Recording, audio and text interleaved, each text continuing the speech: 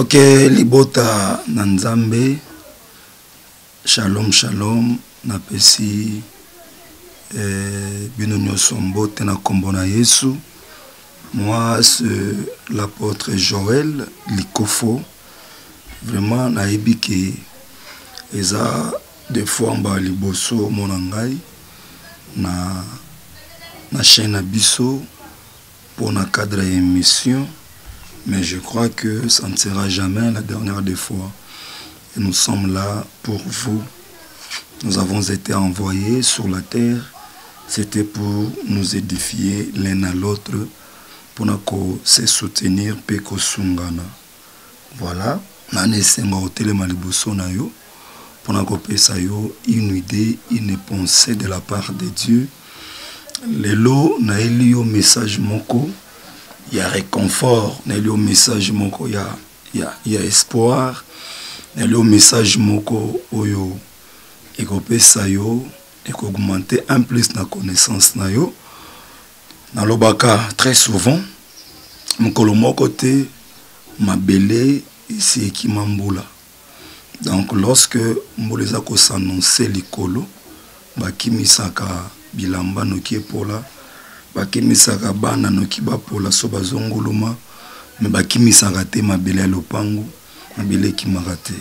Mais lorsque vous lisez, vous lirez dans le livre Namukanda, il y a Genèse chapitre 3 verset 19, la Bible déclare que tu as été soutiré dans la poussière et tu retourneras aussi dans la poussière. Donc c'est que yonanga to mabele onzamba zoaki pour créer moto lingolo bake ton atango ki mambula te, c'est-à-dire l'eau c'est la parole de Dieu.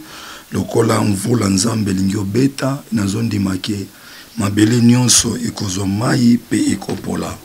Ningaki yambo nakota na mama nanga likambo totanga verset moko ya Bible et longo na bino, j'ose croire que nous allons comprendre quelle est la pensée de Dieu na prédication na biso ya tongo ya lelo. Tona mukanda ya Marc chapitre nango ezali 11 et le verset nango ezali premier. Eza verset moko batu ebele bateya nango, verset moko ba pasteur mingi ba expliquer ba apôtre et tout et chacun des gens par rapport à sa grâce ça en est expliqué. Et nous assure que na tongo alonga pe na une idée, une pensée oye kozanga te noir sur blanc ko édifier yo. Donc natangi Marc chapitre 11 pe le verset nango premier na ketima muke, je lis au nom de Jésus.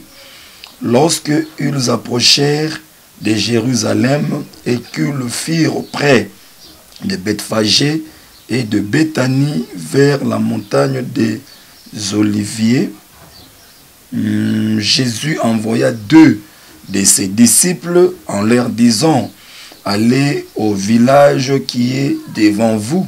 Dès que vous y serez entrés, vous trouverez un anneau attaché sur lequel aucun homme ne s'est encore assis. Détachez-les et amenez-les-moi. Si quelqu'un vous dit: pourquoi faites-vous cela? Répondez: le Seigneur en a besoin. Et à l'instant, il laissera venir ici. Les disciples étant allés, trouvèrent l'anneau attaché dehors près d'une porte au contour du chemin et ils le détachèrent. Quelques-uns de ceux qui étaient là leur dirent: que faites-vous? Pourquoi détachez-vous cet anneau? Et ils répondirent comme Jésus l'avait dit et on les laissa aller. Ok, gloire à Dieu. Donc, naninga qui vraiment tombe kelongo na bino ko comprendre une pensée de la part de Dieu. Donc, le sujet de ce matin, les grands thèmes, on a zopesa biso ezali intitulé le lien de Dieu. Donc, nous avons aussi le lien de Dieu Et nous avons aussi les liens du diable. Je crois au lien zanini. Otozobenga lingala singa topeko kangama. Il y a des ceux qui sont liés du diable. Il y a aussi des ceux que Dieu les a liés. Il sait la raison oyo akangela bango. Na mokanda ya Marc chapitre nango 11 le verset 1er jusqu'en bas, Jésus a tindaki ba ekolinae mibale ay bokota na kati ya mboka ya Betani na Bethphage nde bokomona ano moko akangami. Alors bofungola ano wana pe boyana ye. Soki batuni bino bo répondre que maître ana bosenga na ye. Nzoka ano ezali cheval mais azali ya mobali mais justement un jeune cheval. Donc lorsqu'on dit âne, aza cheval ya mwasi, et lorsqu'on dit ânesse, aza cheval ya basi mais ya mike. Alors cheval qui est attaché quelque part na singa. Nde sikoyo Jésus a pesi ordre bokendo fongola cheval wana boyelanga ye. Soki batuni bino bo répondre bango que maître ana posa na ye. Ba verset oyo to verset oyo nasina landa bate muso bata ba race noire ba koma niveau ko critiquer to pe ko buka Jésus koloba que azwaka mwana mpate ya batu to pa ibaka mwana mpate ya batu to pe mwana cheval à batu. Or la Bible a bien expliqué ce qui batuni bino bo répondre le maître en a besoin. Je crois que le maître de cet annonce c'était Jésus. Pourquoi qui Jésus? Pour ceux qui na kati ya mukanda il y a Jean chapitre 15 le verset nango premier makomia lobi je suis le véritable cep. Mais ndenge mona mpate oyo to pe mona cheval oyo azaki lié Bible expliqué bisote ba version nyonso soko tangi oromona ke makomia lobaka azaki attaché. Oromona ke soki na kata Matthieu chapitre 21 verset 1er balobi ano azaki attaché mais place akanga mela balobate ki akanga mana nzete to pe na poto to pe na libende ba expliquer bika ano aza attaché. Donc si on me vérifier en kati ya Matthieu chapitre 21 tu verras aussi on a expliqué l'anneau était attaché. Si on a kati ya Marc 15 l'anneau était attaché ba expliquer bisote akanga ma place nini. Voyez, mais ce qu'on m'a expliqué on a la prophétie, c'était Jacob qui avait parlé que on attache des ânesses. Donc bakanga kabana cheval na cep. Donc cela est écrit dans le livre de Genèse chapitre 49 et le verset 11. La Bible dit qu'on attache des ânesses au cep. Au Soko Zongi, dans Jean chapitre 15, le verset 1er, de la Bible dit que je suis le véritable cep. Donc c'est que Ano Oyakanga Marana cep. Parce que Jésus avait dit que j'ai besoin de lui parce qu'il appartient à moi. Et Jacob avait dit Bakanga Ano na banes na cep. Donc c'était Jésus qui était l'auteur de cet anneau. Yende Mutu Akangaka Anoana. Donc on comprend par là que Aïbelo Ramutute. C'est lui, le cep, il a envoyé les gens qui ont détaché à nous, na cep. Donc c'est pour dire que il y a des temps que nous avons bisobananaï. Nous avons il y a un roulage, c'est-à-dire que à télémis bamito comme isusu, bamito comme ces occasions que les autres camions et télémis pour patienter. Voyez, dans le souvent dans le langage mususu net il y a ba parole à sagesse.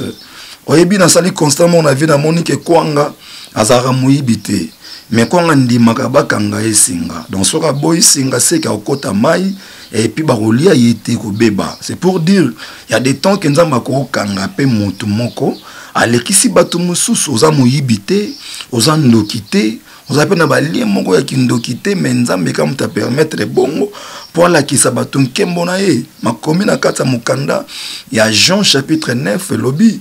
Bayekoli batuna Jésus babi mais tout le monde muto aza aveugle. Est-ce que ça mabe na ye, mabe ya ba parents na ye, ya ba ancêtre na ye, to eza nini abino? Eza ni mabe na ye, ni mabe ya bandeko na ye to bakoko na ye, mais c'est seulement pour la gloire de Dieu s'éclate. oza ozo kango zolanda ngai oza makambo ebele soko fandi ozomona ke mutu na yo komi na problème c'est-à-dire ozoyeba te na obanda wapi na osuka wapi musuba komi na mboko ozali wana c'est-à-dire autaki Afrique même pas une année akoti nzamba sali grâce à Zumikanda aza sikoyo en beauté afandi sans problème musuba yaki pe kaka lokola yo yaka akomi na poto force taba libala ya bien pe mbali pa mbali ya kisipete vieux tambola kaka ndenge ya malamu. Mais des fois, vous remarquez que au cours de mobali oyo et simbité aux yeux oyo et simbité des fois tu as changé 4 fois des hommes dans zoé batté où est l'homme où est ça sérieux on zo kokakuto s'en sortir te et des fois tu commences à penser que dans sur Afrique depuis na kenda kindo kina bango bazo kangangai. Mais si tu es un enfant de Dieu souvent la vie est comme aka diable azoaka à place ce qui a remarqué au fond les cookies. Oui, bien sur le babi que le maître de ce monde aye pananga, mais à kuta telo ko moko aye pananga te. Mais ce qui yo moko en tant que mon nzambi, au fond là déjà kuke moko boy. Tu sais que ce que je fais, eza penza mabe, mais tu le fais na volonté na yo. Voilà pourquoi la Bible dit bah te belé Jésus a expliqué bango que na yeba kabinote vous qui commettez l'iniquité. Mais on supplie yo. Voyez, on supplie yo ko ebisa OK. Mwana nzambe oyo atambolaka na ba principe nzambe notre Dieu n'a jamais abandonné ses enfants. David Alobi, j'ai été jeune et j'ai vieilli. Je n'ai jamais vu un juste abandonné et ni sa postérité mendier le pain. Et ça mukolo moko nzambe ko abandonné yo. Mais il y a des choses qui peuvent nous arriver dans la vie que nzambe ko permettre loko moyo comme na kati ya vie na yo. Il y a de ceux qui sont en train de l'autre, c'est comme si on a bassi. Musuba zalipe ala la razolota na buto azobota. Bazolanda ye, azolota c'est comme si azolia. Tozo voyager. Ba manifestation mususu ezalaka. Le diable qui ouvre des portes enfin qui a possédé vie à monde. Bazo benga diable na kombol ya l'accusateur. Lorsque mutota mon vie aza accompagné par un démon d'office, aza contrôlé noir c'est blanc des mondes. Alors ce que vous remarquez ba manifestation na kata vina yo. Osaka marche mona mbali moko abuto. Soit olinga mbali moko kala par erreur na bo moto eba penzambete ozo mbongo na kata poche. Yo zumbongo na ye au déplacé pour qui tamso kansa zayuma il sait pas qu'il y a qui mutu ya ba science to ya ba logement bébélé quand ndingo zombongo wana et ça là que depuis mukolo makambo nyonso na vie na yo pe etambola so biente et cause apo kazo moko yemo ça qui mo expressement pour y baye mbon pour y récupérer chance na yo nous avons remarqué makambo bébélé aussi mbaté aussi changer l'église aussi changer ba façon de prier. Mais notre Dieu est un Dieu de principe. C'est-à-dire, tant nous a reconnaissant, tout reconnaissante, ne loko moko ya mabe oyo sali, oza contre ya ko loka moto ana mikita liboso na ye. Soki moto wana azate akenda to ibisu te kotoko retrouver, il y a des hommes de Dieu, voyez? Vous pouvez appeler koko loka mosala nzambe moko ibikaza crédible comme nous vous parlons en ce moment. Mon numéro na biso ezali wana ko benga, on va vous aider dans la prière. Alors ozo lota bazo kangayo bakraka. C'est-à-dire il y a des temps que les diables aussi opèrent. Satana asalaka, Satana aza to ignorant côté. Alors quand nous voyons aujourd'hui, nous avons remarqué, alors il y a une situation où lelo est visité presque le monde entier. Il y a l'épidémie où ils ont battre le record le long dans le combat coronavirus. Et tout le monde bazoye batté, mais ça c'est quoi, ça c'est quoi et ça c'est quoi. Voilà pourquoi, en tant que mon Nzambe, dans la Bible, il y avait un temps que Nzamba a qui permission à ange à mort pour qu'il a détruire race humaine. dans Katamboka Égypte, il y avait un ange qui entrait de porte en porte. Mais ce qui est à côté makila, n'importe moko bandoko tate. Donc c'est pour dire que non, vont au monde à l'élo, il y a une épidémie, il y a corona et tout et tout. Je sais, ils ont rendu tout le monde malade. Même ba konzambo bazoye baté, c'est-à-dire tozo bunda notre adversaire mo tozo mon a été. Et l'ingolo baki, il y a quelqu'un au hasard qu'on les adversaires one, il y a quelqu'un au hasard fort qu'on les coronavirus. Son nom c'est Jésus. Oh, ceux qui yosa mutu moko on dit melakaye, au servakaye, d'abord faut le mwana nkubanga na kata motema. La Bible dit ce que je crains c'est ce qui m'arrive et ce que je redoute c'est ce qui m'atteint. Donc le mwana nkubanga ça là sûr et certain qu'il y a un homme du nom de Jésus. Oyakobi qui sayo aza capable pas après. Alors, il y a des temps que nous avons maintenant une épidémie na kata mabele. Et Dieu aussi avait promis ces histoires que Koyaka. Voyez? Mais en tant qu'enfant de Dieu, Yorobangelo comme mon côté. Tous comprendre que le signe du temps de la fin, ils ont approché déjà. Mais en tant qu'un homme de Dieu, il faut s'approcher encore davantage à Dieu.